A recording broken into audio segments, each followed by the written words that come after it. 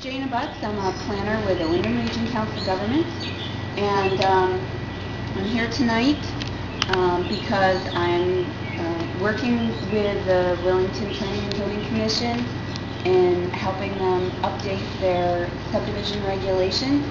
And I've worked quite closely with Susan Jorgensen and several members of the Planning and Zoning Commission. I apologize for the change in subject matter, but Jana talked to me about a month ago and said, would you be happy to come to Wellington and talk about the value of open space, and that you've got that really nice presentation that talks about the value of open space. And I said, oh, the economics of land use. And she said, yeah. And then she went on vacation, and then we were talking yesterday, and she was talking about that the town is looking through their subdivision regulations, and I said, why are we doing the economics of land use? So if you want to stay, we can have an economics exam afterwards. Be happy to do that.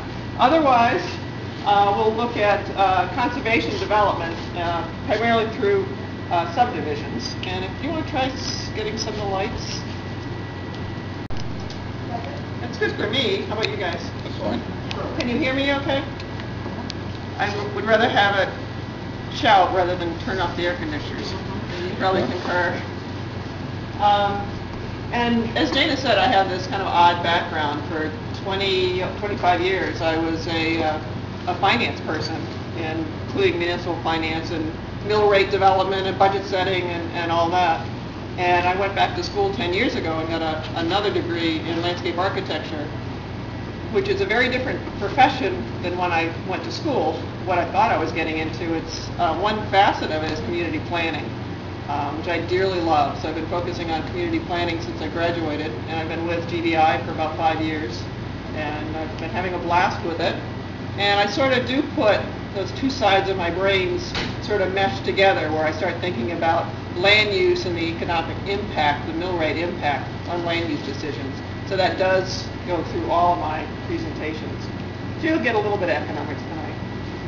Tiny little bit about the corridor, which Wellington, unfortunately, I think, you're not part of the Quinnebog-Shetucket Heritage Corridor. There's 35 towns in the corridor, 9 in Massachusetts and 26 in Connecticut. Wellington is just out. But we're based on the watershed of the Quinnebog-Shetucket rivers. There are 37 heritage corridors in the country, and it literally takes an act of Congress to even add one town to one of the corridors.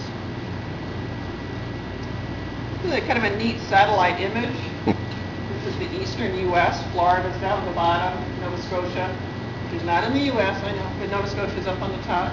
All those bright white lights there is the coast, the cities at night, between Boston, up at the top of the lights there, all the way down beyond Washington, D.C. And we're right in this little area right here where there are no lights. And we got the nickname the last Green Valley for pilots who were flying from the south to land at Logan. And what they would radio the tower was, we're starting our descent at the last Green Valley. So it's been known as the last Green Valley from pilots for decades. So we've sort of picked that up as our nickname around here. What we do is go to towns like tonight, working with municipal land use boards, talking about different land use decision-making process and different alternatives that can be chosen by the town. What I'm going to talk about tonight is basically just subdivisions, the difference between a conservation and a traditional. And I know most of you know some of this, but I want to make sure everybody is on the same page. Now look at some examples of successful conservation subdivisions so you can sort of see a little bit more about what they're like. Growth and rural character. I know Wellington is a gorgeous town, so I would imagine you're concerned with your rural character. We also have environment that we need to take into consideration, and then we'll go through some steps to a conservation subdivision.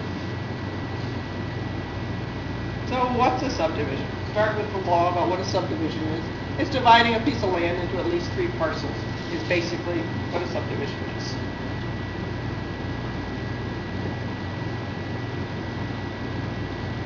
A traditional subdivision, let's start with this little make-pretend parcel of 80 acres.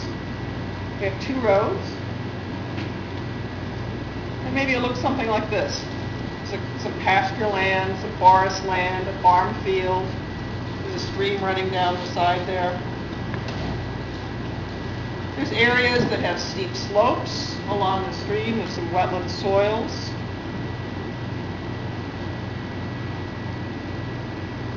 When we drive down that road, we have this very rural feel. It's very comforting to drive down that road. We see the farm fields, we see woods, we turn the corner, we see more woods, and then we see a pasture. It's what this part of the country is all about, those rural areas. If it were developed in a traditional subdivision, fully developed, you get about 34 lots, minimum 2-acre lot zoning in this town. I'm drawing here. It was 80 acres, but some of you've got those steep slopes and wetland soils where you can't build, so you can only get 34 lots. And see how it just sort of chops up the entire parcel. And homes are built on those parcels, so some of the woodlands are cleared away. So then when we drive down the road, it's a very different experience. Those could be gorgeous homes, but it's a different experience. It's no longer looking at a rural landscape, it's looking at house, house, house, house, house. And it really does change the rhythm of how we drive along the road, because it's just a very different feel to that. So what's happened is we've lost our rural landscape. The stream isn't protected. We have no guarantee that people that own up to the middle of the stream are not going to clear cut to the stream, put lovely little herbicides on their grass, something to get nice, beautiful lawns. It's just going to drain down into that stream. And you might not care, but the people whose wells are downstream certainly would when they start getting chemicals coming up in their well water. The uniqueness of that site is ignored. And no community was created. It's just a bunch of houses grouped together. Oh, just a second. Can everybody hear okay? In the back? Yeah. Loud and clear? Okay.